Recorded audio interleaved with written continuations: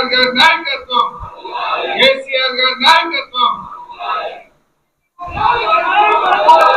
సభాధ్యక్షత వహిస్తున్న యువ శాసనసభ్యులు మా హ్యాట్రిక్ ఎమ్మెల్యే తమ్ముడు వివేక్ గౌడ్ గారికి, గౌరవ ప్రతిపక్ష నాయకులు శాసన మండలి సభ్యులు పెద్దలు సిరికొండ మత్సూరాచారి గారికి, మాజీ మంత్రివర్యులు సోదరిమణి సవితా ఇంద్రారెడ్డి గారు, సునీత లక్ష్మారెడ్డి గారు, పువ్వాడ అజయ్ గారు, గౌరవనీయులు మల్లారెడ్డి గారు, అదేవిధంగా గౌరవ శాసనసభ్యులు మాణిక్రావు గారు, చింతా ప్రభాకర్ గారు, కాలేరు వెంకటేష్ గారు, లక్ష్మారెడ్డి గారు, ముఠా గోపాల్ గారు, మా పార్లమెంట్ సభ్యులు గౌరవనీయులు రవిచంద్ర గారు, గౌరవనీయులు వినోదన్న గారు, పొన్నా లక్ష్మయ్య గారు, రవి ప్రసాద్ అన్న గారు, ఆర్ఎస్ ప్రవీణ్ కుమార్ గారు, సలీం గారు, మా వేదిక మీద ఉన్న మా రవీంద్రరావు శాసన మండలి సభ్యులు పెద్దలు, ఇంకా వేదిక మీద ఉన్న మా శాసన మండలి సభ్యురాలు సోదరిమణి వాణిదేవి అక్క గారు, గణేష్ గారు, యాదవ్ రెడ్డి గారు, రాసోజు శ్రవణ్ గారు, గౌరవ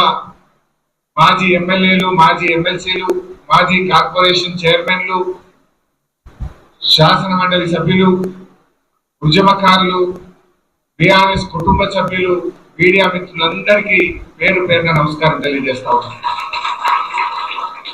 ముందుగా ఈ కార్యక్రమంలో పాల్గొంటున్న మీకు, తెలంగాణ రాష్ట్ర ప్రజలకు, యావత్ ప్రపంచ వ్యాప్తంగా ఉన్న తెలంగాణ బిడ్డలందరికీ రాష్ట్ర అవతరణ దినోత్సవ శుభాకాంక్షలు తెలియజేస్తా ఉన్నాను. ఈరోజు ఒక ప్రత్యేకత ఉంది. అదే 10 ఏళ్ళు నుండి 11వ సంవత్సరంలో అడుగు పెడతా ఉన్నాం. బట్ ఈరోజు ఇంకో ప్రత్యేకత ఉంది ఈ రాష్ట్ర అవతరణ దినోత్సవానికి. ఎందుకంటే ఈ రాష్ట్రం వచ్చిందంటేనే బీఆర్ఎస్ వల్ల, కేసీఆర్ వల్ల. బీఆర్ఎస్ పార్టీ పెట్టి 25 ఏళ్లు పూర్తయి రజతోత్సవం జరుపుకుంటున్న శుభ సందర్భంలో ఈ వార్షికోత్సవం జరుపుకోవడం నిజంగా నాకు చాలా సంతోషంగా ఉంది.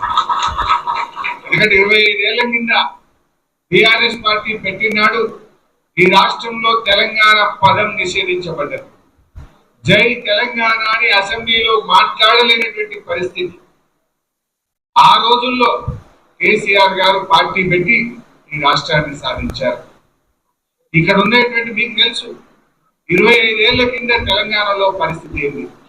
మీకే కాదు రాష్ట్ర ప్రజలందరికీ తెలుసు 25 ఏళ్ల కింద తెలంగాణ పరిస్థితి ఏంటంటే బొంబాయి, బొగ్గుబాయి, దుబాయి, వలసలు, ఆత్మహత్యలు, ఆకలి చావులు. ఇది 25 ఏళ్ల కింద నాటి తెలంగాణ పరిస్థితి.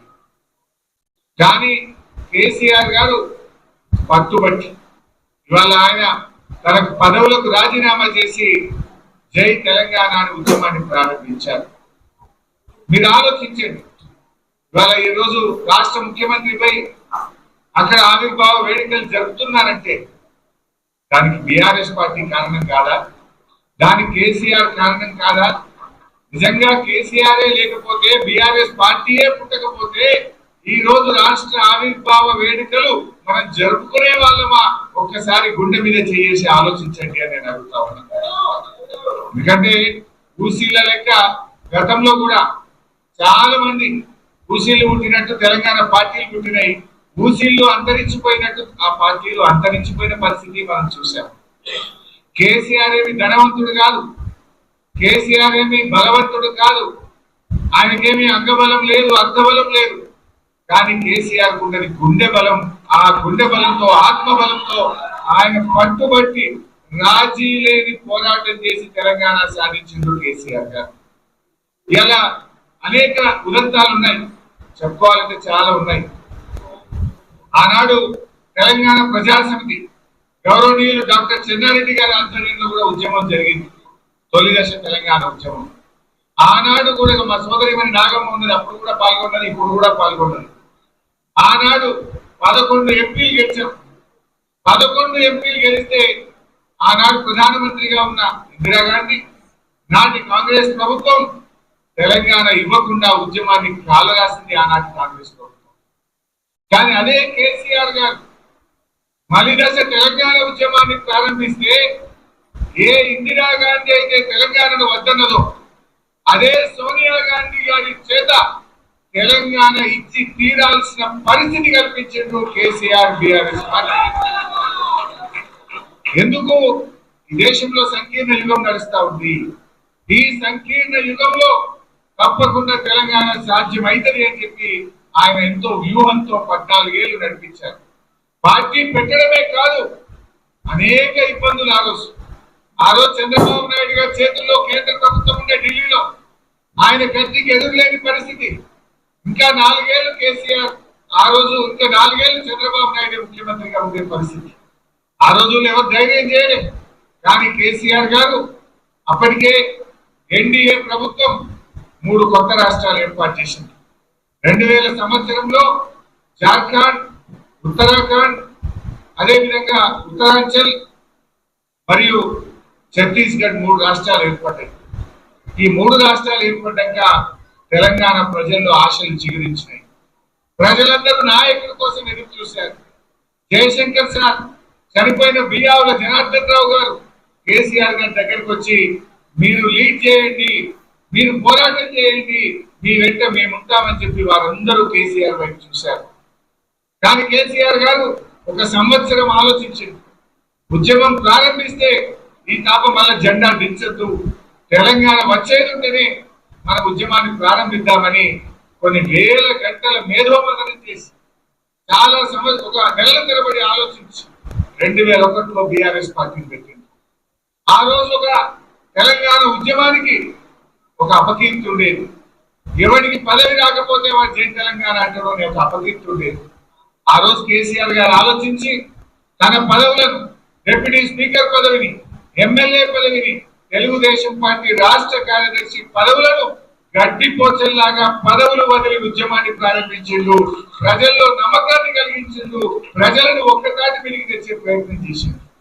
వాళ్ళు తెలంగాణ వచ్చిందంటే ప్రజలను సమీకరించడం, దేశంలోని పార్టీలను ఒప్పించడం, ఈ 2 కేసీఆర్ గారు చేశారు.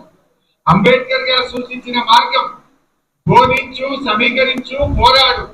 అంబేద్కర్ చెప్పిన బాటలో నడిచిండు కేసీఆర్. గాంధీజీ గారు చూపిన అహింసాయుత మార్గంలో ఉద్యమాన్ని నడిపిండు కేసీఆర్. తెలంగాణ రాష్ట్రాన్ని సాధించిండు కేసీఆర్.